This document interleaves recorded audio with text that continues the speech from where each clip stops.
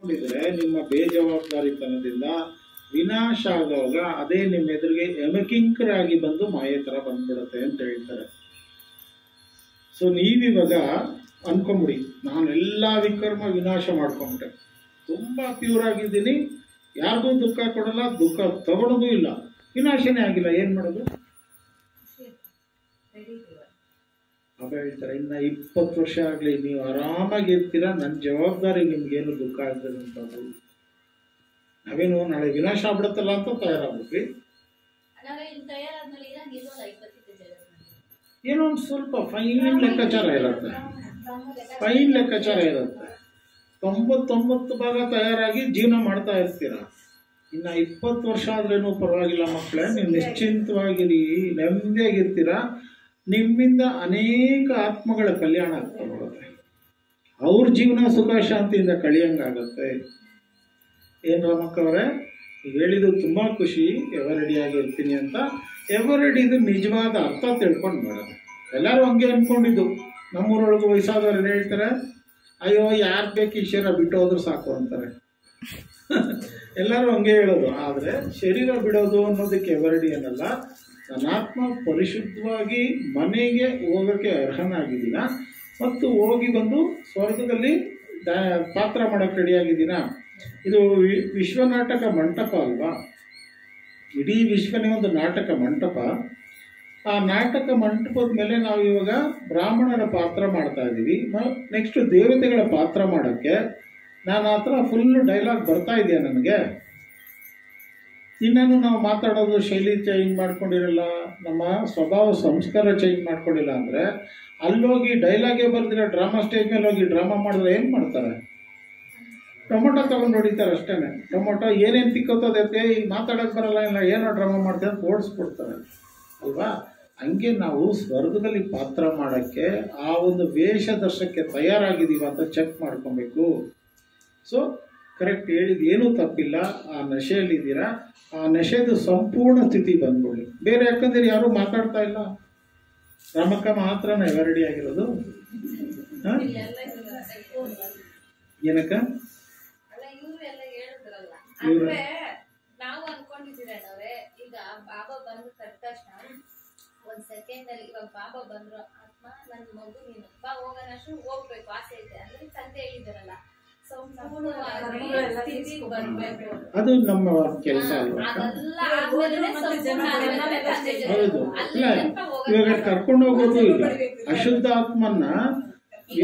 ಅದೇ ನಶೆ ಅಂದ್ರೆ ಇವಾಗ ಭಕ್ತಿ ಮಾರ್ಗದಲ್ಲೇ ಈ ವಯಸ್ಸಾಯ್ತು, ಈ ದೇಹ ಏನಂತ ಹೋಗ್ಬಿಡಲ್ಲ. ಅದೇ ಈಗ ನಮ್ಗೆ ತಂದೆ ಬಂದ್ರೆ ಸಾಕು ಹೋಗ್ಬಿಡೋದು. ಸರಿ ಅಕ್ಕ, ಅವ್ರು ಹೇಳೋ ಪ್ರಕಾರ ತಂದೆ ಹೇಳಿದಾರಲ್ಲ, ಸಂಪೂರ್ಣ ಆದ್ಮೇಲೆ ಅದಕ್ಕಾಗಿ ಬೇಯಿಲ್ಲ. ಅವ್ರು ಹೇಳಿದ್ರು ವಯಸ್ಸಾಯ್ತು ಹೋಗ್ಬಿಡೋಣ ಅಂತ. ಇವಾಗಲೇ ಯಾವ್ದೋ ಒಂದು ಇಂಜೆಕ್ಷನ್ ಕೊಟ್ಬಿಟ್ಟು ಇನ್ನ ಹೆಂಗಾಗಿ ಮಾಡ್ಬಿಡ್ತೀನಿ ಅವ್ರನ್ನ, ಅವಾಗ ಹೋಗ್ತಾರ? ಅಂದ್ರೆ ಭಕ್ತಿ ಮಾರ್ಗದಲ್ಲಿ ಅನ್ನೋರೆ ಈಗ ಬಾಬನ್ಗಾಗಿ ಕಾಯ್ಕೊಂಡಿದ್ದಾರಲ್ಲ, ಹಂಗಿದ್ರೆ ಓಕೆ, ಬಾಬನ್ಗಾಗಿ ಶರೀರ ಬಿಟ್ಟು ಹೋಗ್ತೀನಿ ಅಂದ್ರೆ.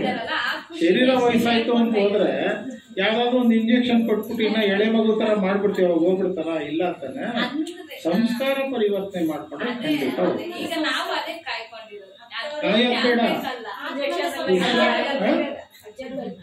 ಏನಕ್ಕ ಫಾರಿನೊಳಗೆಲ್ಲ ಮಾಡ್ತಾರಲ್ಲ ಅಕ್ಕ, ಸುಮ್ಮನೆ ತಿಳ್ಕೊಳ್ಳಿ, ಹಂಗ್ ಮಾಡ್ಬಿಟ್ರೆ ಏನಾಗತ್ತೆ, ಹಂಗಿಲ್ಲ ಅಂತಾನೆ. ಸೊ ಅದಕ್ಕೋಸ್ಕರ ಈ ತರ ನೀವು ಪರಿಪಕ್ವ ಮಾಡಿಕೊಂಡು ಪರಿಶುದ್ಧರಾಗಿ ಸಂಪೂರ್ಣ ತಯಾರಾಗಿ ಇರಿ. 20 ವರ್ಷ ಆದ್ರೇನು ತೊಂದರೆ ಇಲ್ಲ, ಶ್ರೇಷ್ಠ ಪದವಿ ಪಡ್ಕೊಂತೀರಾ ಅಂತ ಹೇಳ್ತಾರೆ. ಬಾಬಾ ಹೇಳ್ತಾರೆ ನೋಡಿ, ಇನ್ನ ಚೆನ್ನಾಗಿ ಹೇಳ್ತಾರೆ, ಯಾರು ಎವರ್ ರೆಡಿ ಆಗಿರುತ್ತೆ ಅವ್ರ ಚಿಹ್ನೆ ಏನು? ನೀವು ಸುಮ್ಮನೆ ಇವಾಗ ರಾಮಕ್ಕನ ಎವರ್ ರೆಡಿ ಆಗಿದ್ದಾರೆ, ಅವ್ರದ್ದು ಚಿಹ್ನೆ ಏನು? ಅವರು ಎವರ್ ಹ್ಯಾಪಿ ಆಗಿರ್ತಾರೆ, ಸದಾ ಸಂತುಷ್ಟವಾಗಿರ್ತಾರೆ. ಎಷ್ಟು ಚೆನ್ನಾಗಿದೆ ನೋಡಿ. ಹಂಗಿರಿ ರಾಮಕ್ಕ, ಖುಷಿಯಾಗಿರಿ. ಅದಕ್ಕೆ ಒಂದು ಸ್ಲೋಗನ್ ಹೇಳ್ತಾರೆ, ಬದುಕಿರೋಕ್ಕೂ ಖುಷಿ, ಸಾಯೋಕ್ಕೂ ಖುಷಿ. ನಮ್ ಖುಷಿ ಮಾತ್ರ ನನ್ನ ಜೊತೆನೇ ಇರುತ್ತೆ, ಹೋಗೋದೇ ಇಲ್ಲ. ಬದುಕಿರೋಕ್ಕೂ ಖುಷಿ, ಸಾಯೋಕ್ಕೂ ಖುಷಿ. ನಾವು ಯಾವಾಗಾದ್ರೂ ಬರ್ಲಿ ಆರಾಮಾಗಿ ಸಾಯ್ತೀನಿ, ಬದುಕಿರ್ಬೇಕಾ ಬದುಕಿರ್ತೀನಿ, ಆರಾಮಾಗಿ ಖುಷಿಯಾಗೇ ಬದುಕಿರ್ತೀನಿ. ಹಂಗಿರ್ತೀರ ರಾಮಕ್ಕ? ನಾವು ಬಂದ್ಬಿಡ್ತೀವಿ ನಿಮ್ಮ ಮನೆಗೆ, ಯಾವಾಗೆಲ್ಲ ಯಾವಾಗಲೂ ಖುಷಿಯಾಗಿರ್ತೀರಲ್ಲ. ಖುಷಿ ಜೈಸ ಖುರಾಕ್ ನಹಿ ಅಂದ್ರೆ ಖುಷಿ ಅಂತ ಒಳ್ಳೆ ಔಷಧಿ ಇಲ್ಲ. ಆ ಖುಷಿಗೆ ಯಾವುದು ಧನ ಸಂಪತ್ತು ಬೇಕಾಗಿಲ್ಲ, ಶಿವಪ್ಪನ ನೆನಪಷ್ಟೇ ಬೇಕಾಗಿರೋದು. ಅದಕ್ಕೆ ಬಾಬಾ ಹೇಳ್ತಾರೆ, ಈ ಎವರ್ಡಿ ಆಗಿರೋಂಥ ಪ್ರಾಕ್ಟಿಕಲ್ ಚಿಹ್ನೆನೇ ಆಗಿದೆ. ಅವರು ಸದಾ ಖುಷಿಯಾಗಿರ್ತಾರೆ, ಎವರ್ ರೆಡಿ ಎವರ್ ಹ್ಯಾಪಿ ಅಂತಾರೆ. ಅವ್ರಿಗೆ ಎಂಥದೇ ಪರೀಕ್ಷೆಗಳು ಬರಲಿ, ಪರಿಸ್ಥಿತಿಗಳಾಗಿರಲಿ, ಪ್ರಕೃತಿಯಿಂದ ಆಗಿರಲಿ, ನೋಡಿ ಇಲ್ಲಿ ಹೇಳ್ತಾರೆ, ಶಾರೀರಿಕ ರೋಗ ಬರಲಿ ಅವಾಗ ಕೂಡ ಇರ್ತೀವ, ಮುಖ ಬಾಡೋದಲ್ವ ಅವಾಗ? ಯೋಚನೆ ಮಾಡಿ, ಎಲ್ಲ ಮಾತಾಡ್ಬಿಡ್ಬೋದು. ಏನೋ ಪ್ರಕೃತಿ ಏರುಪೇರಾದಾಗ ಇಲ್ಲ ನಾವು ಈಸ್ಕೊಂಡು ಹೋಗ್ಬಿಡ್ತೀವಿ ಹಂಗಿಂಗೆ ಅನ್ಬೋದು. ಅದು ಇದು ತೊಂದರೆ ಬಂದಾಗ ನಿಭಾಯಿಸ್ತೀವಿ ಅನ್ಬೋದು. ಶರೀರಕ್ಕೆ ರೋಗ ಬಂದಾಗ ಸೋರೆಕಾಯಿ ಬುಡ್ಡೆ ಥರ ಸೊರ್ಗೋಗ್ಬಿಡಲ್ವಾ ಮನಸ್ಸು? ಅದೇ ಜ್ಞಾನ ಎಲ್ಲರಿಗೂ ಗೊತ್ತು. ಇವಾಗ ಇಲ್ಲಿ ಅಕ್ಕನೇ ನಿಮ್ಮನ್ನೇ ಯಾರನ್ನ ಬಿಟ್ಬಿಟ್ರೆ ಕೂಡ ಇಷ್ಟೇ ಚೆನ್ನಾಗಿ ಕ್ಲಾಸ್ ಮಾಡ್ಬೋದು.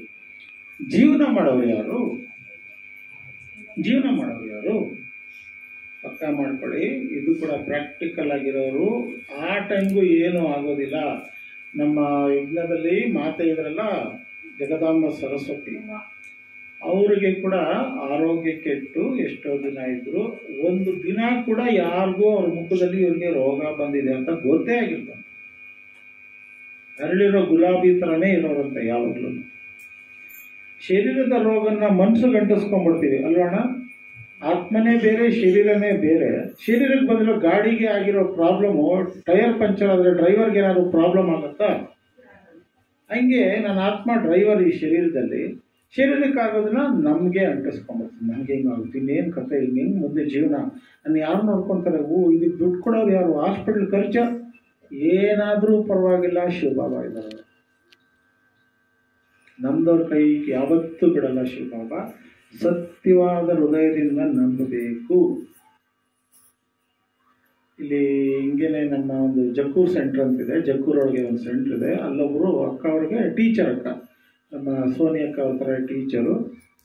ಅವ್ರಿಗೆ ಹಾರ್ಟ್ ಆಪ್ರೇಷನ್ ಆಗಬೇಕಾಯ್ತಂತೆ. ಹಾರ್ಟ್ ಆಪ್ರೇಷನ್ಗೆ ದುಡ್ಡು ಖರ್ಚು ಜಾಸ್ತಿ. ಅದೇನೋ ಬೈಪಾಸ್ ಸರ್ಜರಿ ಏನೋ ಆಗಬೇಕಂತ, ಬ್ಲಾಕೇಜಸ್ ಏನೋ ಬಂದ್ಬಿಟ್ಟು. ಅದಕ್ಕೆ ದುಡ್ಡು ಯಾರು ಕೊಡ್ತಾರೆ? ಟೀಚರ್ಸ್ಗೆ ಏನು ಸಂಬಳ ಸಿಗತ್ತ ಅವ್ರಿಗೆ? ಏನು ಮಾಡೋದು ಏನು ವಿಚಾರ ಮಾಡ್ತಾ ಇದ್ರೆ, ಯಾರೋ ಒಬ್ರು ಮಾತೆ ಎಷ್ಟೋ ವರ್ಷ ಹಿಂದ್ಗಡೆ ಅದು ಯಾವುದೋ ಒಂದು, ಅದೇನೋ ಸುನೀತಾ ಅಂತ ಯಾವುದೋ ಒಂದು ಇನ್ಶೂರೆನ್ಸ್ ಮಾಡಿಸ್ಕೊಟ್ಟಿದ್ರು. ಅದ್ರೊಳಗೆ ಅವ್ರಿಗೆ ಫ್ರೀಯಾಗಿ ಆಗೋಯ್ತಂತೆ. ಅವ್ರಿಗೆ ಕಣ್ಣೀರು ಬಂದ್ಬಿಡ್ತಂತೆ. ಯಾರೋ ಮಾಡಿಸ್ಕೊಟ್ಟಿದ್ದು, ಯಾವಾಗಲೂ ಮಾಡಿಸ್ಕೊಟ್ಟಿದ್ದು, ಬಾಬಾ ಬಂದು ಕರೆಕ್ಟಾಗಿ ಅದು ತೆಕ್ಕೊಟ್ಟು ಮಾಡಿಸ್ಕೊಟ್ರಲ್ಲ. ಭಗವಂತನಿಗೆ 1000 ಮಾರ್ಗ ಗೊತ್ತು ನಮಗೆ ಸರಿ ಮಾಡೋಕ್ಕೆ. ಆದರೆ ನಂಬಬೇಕು. ನಂಬ್ತಾ ಇದ್ದೀವ ಶಿವಬಾಬಾನ? ಬದುಕಿದ್ರು ನಿನ್ನ ಮಡ್ಲಲ್ಲೇ, ಸತ್ರೇನು ನಿನ್ನ ಮಡ್ಲಲ್ಲೇ ಅಂತ. ಹಂಗೆ ಬದುಕಿದ್ರೂ ಖುಷಿಯಾಗಿರ್ತೀನಿ, ಸತ್ರೆ ಕೂಡ ಖುಷಿಯಾಗಿರ್ತೀನಿ ಅಂತ ಇರ್ತೀವ? ಕ್ಯಾನ್ಸಲ್ನೇ ಆಗುತ್ತೆ ಅನ್ನೋರೆ, ಕ್ಯಾನ್ಸಲ್ನೇ ಆಗುತ್ತೆ ಅದು.